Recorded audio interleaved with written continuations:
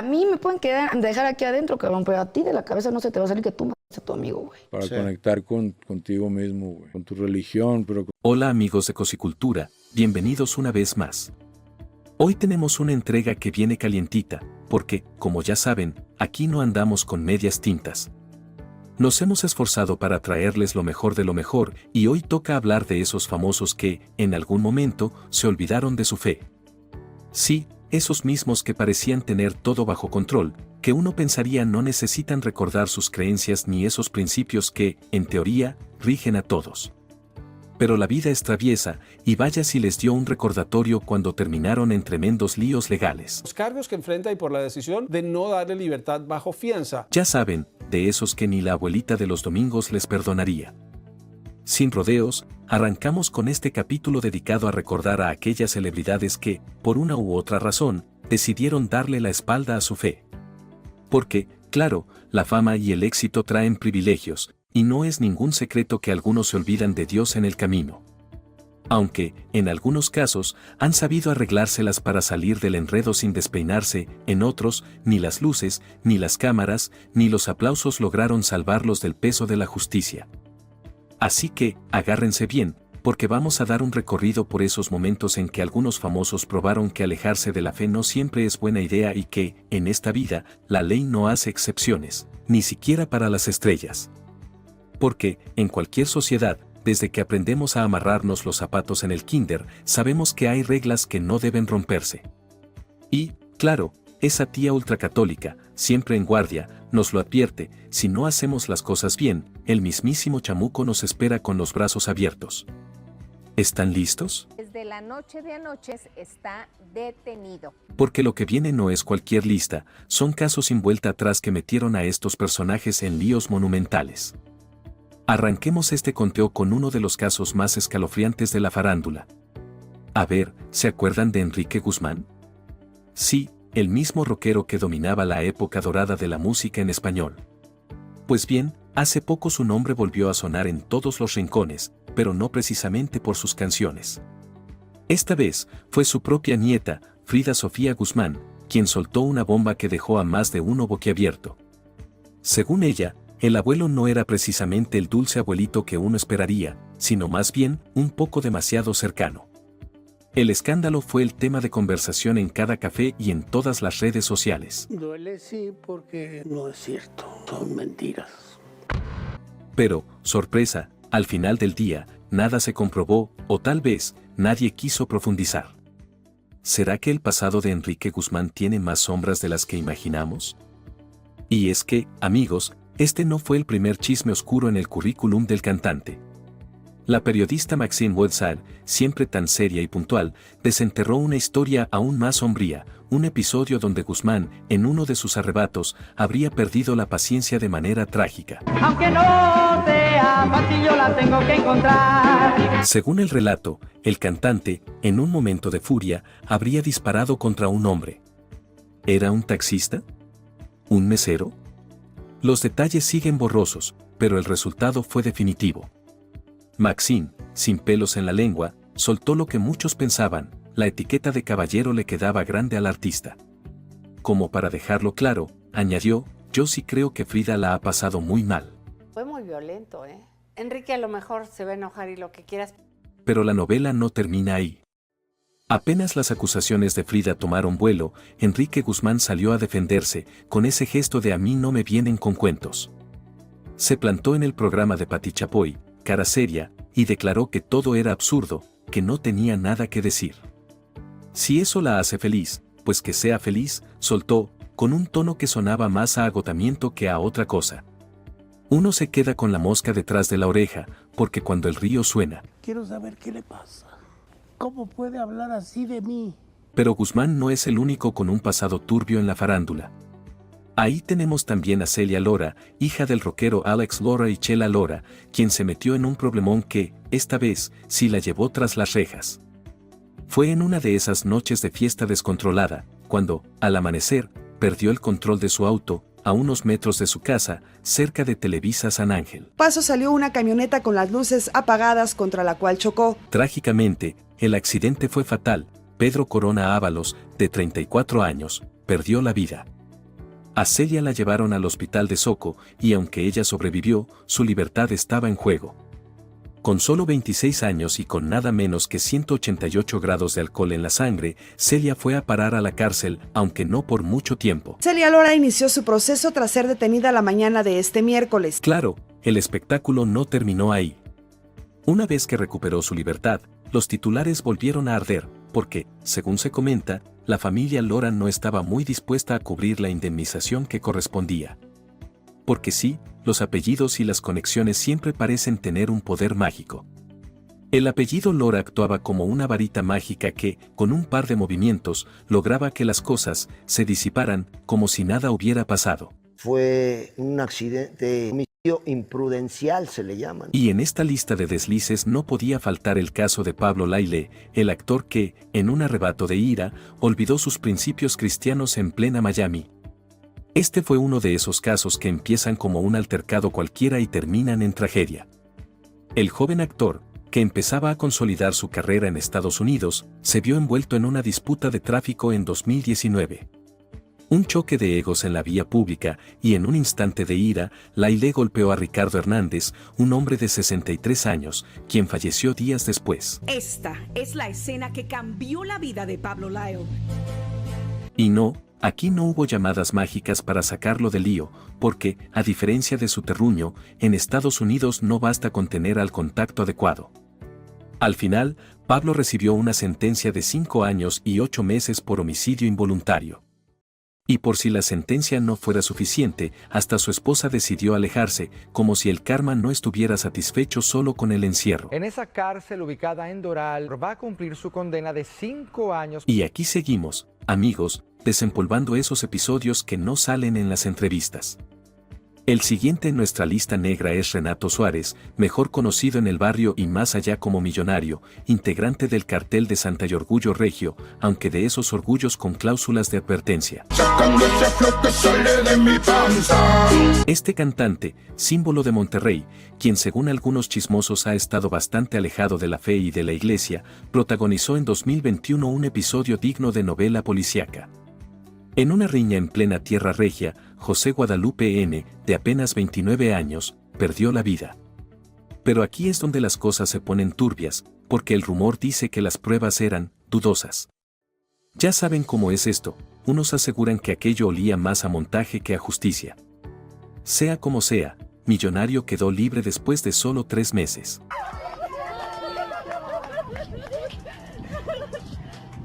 Que si el sistema judicial, que si los contactos, que si la suerte, cada quien con su versión. Y, ojo, porque este no fue su primer tropiezo legal. No, ya en 2017, Millonario había mostrado que su camino no era precisamente una línea recta. En esa ocasión, la historia comenzó con el cantante de fiesta en fiesta, tras días sin dormir. Agarró su camioneta y, entre el cansancio y la bebida, el destino le cobró el precio, se quedó dormido al volante en plena carretera y terminó en un accidente. En el otro auto, viajaba una mujer como copiloto, y, lamentablemente, ella no sobrevivió. Según él, fue todo culpa del agotamiento, que si llevaba horas sin descansar, que si el cuerpo le falló, que si la vida le jugó una mala pasada. Chocaste estando borracho y... Muy cansado, güey. Pero, como siempre, las versiones varían y al final, cada quien puede sacar sus propias conclusiones. Así seguimos, sumando riñas y accidentes a la hoja de vida de Millonario, porque si algo le sobra a este historial es drama y un aire de misterio que deja a uno con la ceja levantada, preguntándose cuánto más falta por descubrir en esta historia. Y seguimos, amigos, porque cuando pensábamos que el cartel de Santa ya había agotado su cuota de drama, llega el turno de Babo, el otro integrante que, entre amores, filosofías y controversias, también tiene su propio capítulo oscuro. Sí, hablamos de Babo, el mismo que en una charla con el creador de contenido Roberto Martínez reflexionaba sobre el tema de construir tu propia religión y cuestionaba quién eres realmente cuando te miras sin filtros. Piensan porque piensan que Dios es como otra persona. Dios no es una persona. Claro, es el mismo Babo que no dudó en expresar públicamente sus sentimientos hacia la youtuber Yuya, declarándole su amor en redes sociales, directo y sin tapujos. Pero en 2008, su historia dejó de lado el romanticismo y la filosofía para adentrarse en un episodio mucho más sombrío, fue acusado de haber mandado a su amigo de la infancia, Ulises Nayit, a mejor vida. De que salí de la cárcel me dejé mamadas, la verdad. O sea, cuando estuve en la cárcel... La historia, amigos, fue de esas que uno no olvida fácilmente. Según los reportes, un conflicto entre amigos se salió de control, y lo que comenzó como una disputa terminó en tragedia. Pero, como ya sabemos, a veces el peso de las conexiones y una buena cantidad de dinero parecen ser más fuertes que la justicia. A Babo lo procesaron y enfrentaba una condena que podría haberlo dejado en prisión por hasta 40 años.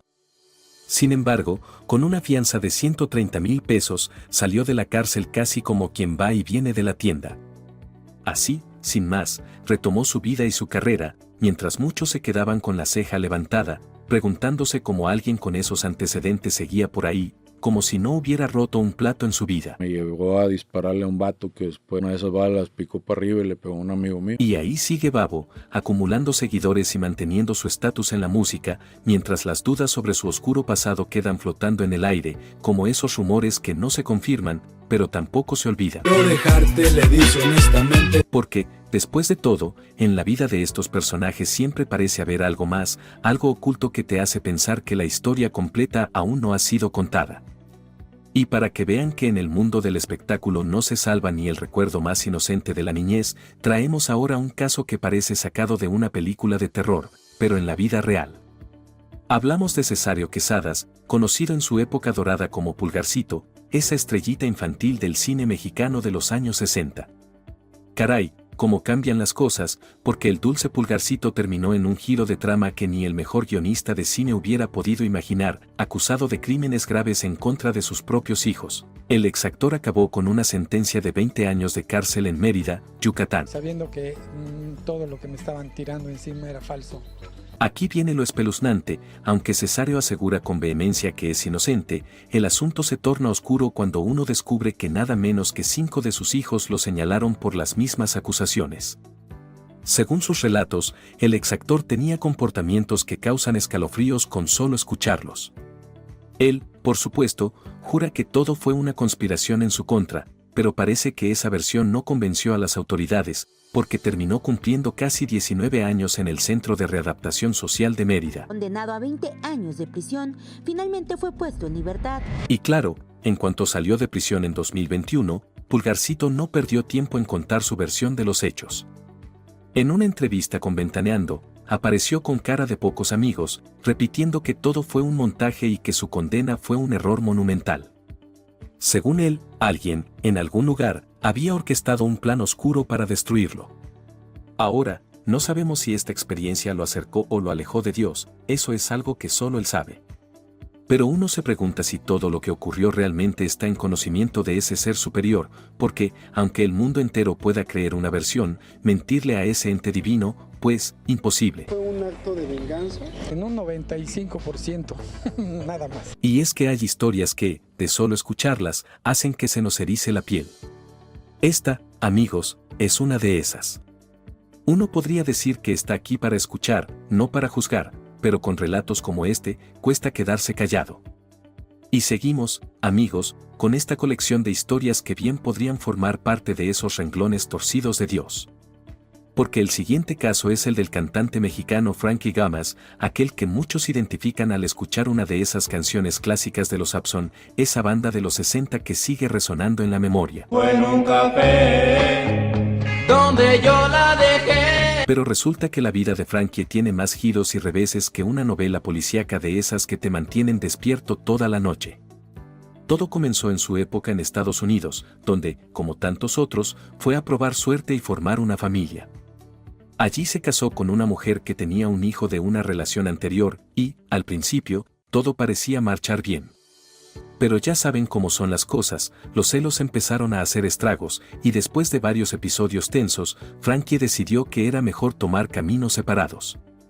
Lo que él no imaginaba era que una expareja enfurecida puede ser como una tormenta imparable. Y así fue, la señora, en un acto de lo más turbio, decidió acusarlo de delitos innombrables contra su propio hijo. Frankie, esta noche se encuentra encarcelado en Tucson. En la primera audiencia, las cosas pintaban a favor de Frankie, las pruebas periciales no arrojaron nada incriminatorio, y salió libre, creyendo que ese capítulo oscuro quedaba en el pasado. Pero, como dicen, la justicia a veces tiene cambios de humor que nadie entiende. De regreso en México, Frankie ya había dado por cerrado ese sombrío episodio, pero en 1996, un cambio en la ley lo volvió a poner en la mira. Fue arrestado bajo el cargo de prófugo y, como si eso fuera poco, reabrieron el caso de la acusación original. Esta vez, la justicia estadounidense no tuvo contemplaciones y le impuso una condena de nada menos que 99 años, una sentencia que sigue cumpliendo hasta la fecha. Los 92 años de cárcel que le dieron es la pena máxima para el delito. Y claro, el murmullo no se hizo esperar. Las malas lenguas aseguran que nunca hubo pruebas concluyentes y que todo fue una venganza orquestada por su exesposa, una trama que, si fuera cierta, sería digna de cualquier thriller. Así que aquí estamos, amigos, ante una historia donde cada quien tiene su versión. ¿Qué opinan ustedes? ¿Fue esto un caso de venganza bien planeada o una justicia implacable e inevitable? Me encantaría saber qué piensan. Y ahora, amigos, llegamos al caso que nos heló la sangre, porque está lleno de pecado y corrupción, pero que también le regaló a la farándula mexicana un capítulo digno de una serie de suspenso, con persecuciones, engaños y más drama que cualquier telenovela. Hablamos, claro, del infame clan Trevi Andrade, esa historia donde el productor musical Sergio Andrade y su estrella Gloria Trevi protagonizaron uno de los escándalos más escalofriantes de la televisión.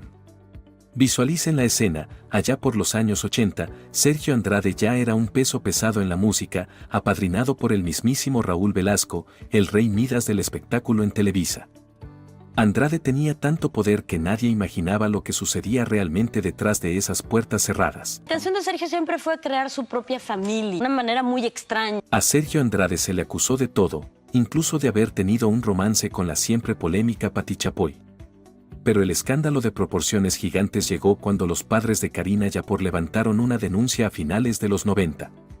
Todo comenzó en España, cuando las autoridades encontraron a un niño hospitalizado sin un adulto a cargo.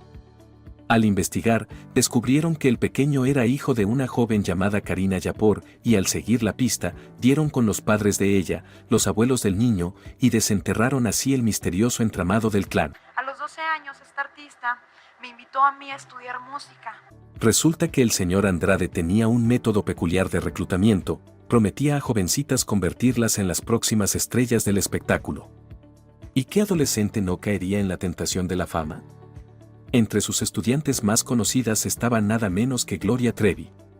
Pero, como todo telón que cae, el espectáculo terminó, revelando un escenario lleno de abusos, manipulación y un entorno más oscuro de lo que cualquiera hubiera podido imaginar. Yo estaba pequeña, la primera vez que la vi tenía 7 años.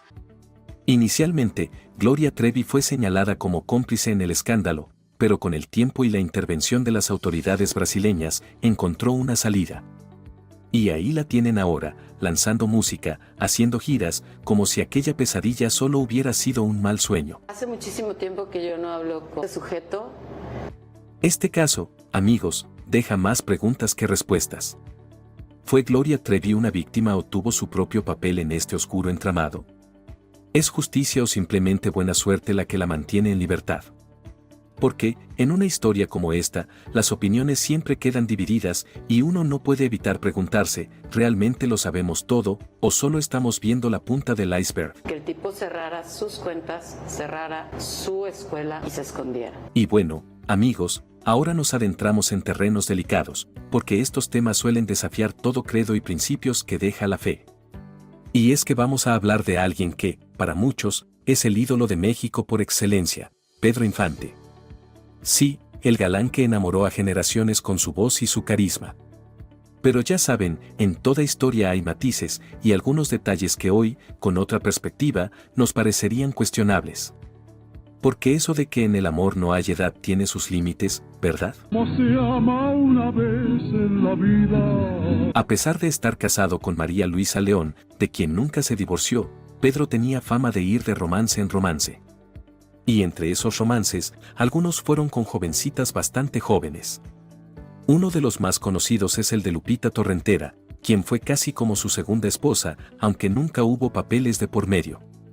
Lupita era apenas una adolescente cuando conoció a Pedro, y aunque su madre al principio no estaba segura, finalmente lograron convencerla. Que me estoy Muriendo porque no te puedo ver. El tema es que Lupita era realmente muy joven cuando comenzó su relación con Pedro, quien ya era un hombre maduro. Y ojo, no fue la única jovencita en su vida. Otra de sus parejas, la actriz Irma Dorantes, también era bastante joven cuando él la conoció. La situación se volvió más compleja cuando su esposa legal, María Luisa León, lo acusó de bigamia, ya que Pedro se casó con Irma sin haberse divorciado. Así que, ahí lo tienen. Hasta el legendario Pedro Infante tiene sus capítulos que, dependiendo de la época, se ven de una forma u otra. Te quiero. Y para cerrar esta lista de historias que dejan el corazón en un puño, vamos con el icónico Rigo Tobar, quien en los 70s y 80s fue un fenómeno en México. Con la cara de Cristo, pero toda de pescado. Ese hombre que llenaba estadios y hacía vibrar a todos con su música también tenía su lado controversial. Al igual que Pedro Infante, Rigo se involucró con una jovencita, y no exagero cuando digo que era demasiado joven. A la noche se está terminando. Con ya 30 años, Rigo decidió casarse con Isabel Martínez, quien, a pesar de su corta edad, se convirtió en su esposa y, tiempo después, en su viuda. A diferencia de otros, Rigo no intentó ocultar esta relación, era pública, conocida, sin miradas discretas ni secretos. Nadie lo cuestionó demasiado en su tiempo. Pero claro, si lo miramos desde hoy, esto nos deja pensando en cómo algunas cosas que ahora nos parecen inconcebibles antes se veían casi como algo normal. Yo soy la propietaria del 50% de Rigo Tobar porque me casé por bienes mancomunados. En fin, amigos, hasta los ídolos tienen sus sombras. Y nos queda preguntarnos si, de conocer toda la historia, el público los vería de la misma manera. Porque en estas historias siempre hay algo que nos hace preguntarnos cuánto es verdad, cuánto queda por saber y cómo cambiaría nuestra perspectiva si pudiéramos verlo todo desde otro ángulo, el mismo ángulo que nos dan las enseñanzas de nuestra fe. Y si pensaban que este recuento ya había llegado al final, prepárense, porque el siguiente caso golpeó a muchos de lleno, el del productor Luis de Llano Macedo y la cantante Sacha Sokol. Aunque este escándalo se comenzó a cocinar hace décadas, no fue hasta que Sacha, ya adulta y con la fuerza para enfrentar su historia, decidió sacarlo a la luz. Yo ya era novia de Luis de Llano en ese momento, y mi mamá yo creo que no era lo que sentía que era mejor para mí. Cuando ella conoció a Luis de Llano, apenas estaba aprendiendo a tomar decisiones propias.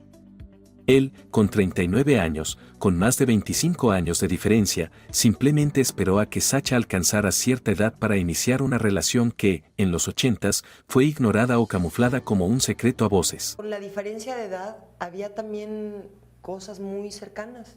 La madre de Sacha intentó intervenir, hasta enviándola a estudiar al extranjero, pero, según la misma cantante, esa distancia no fue suficiente para acabar con la relación.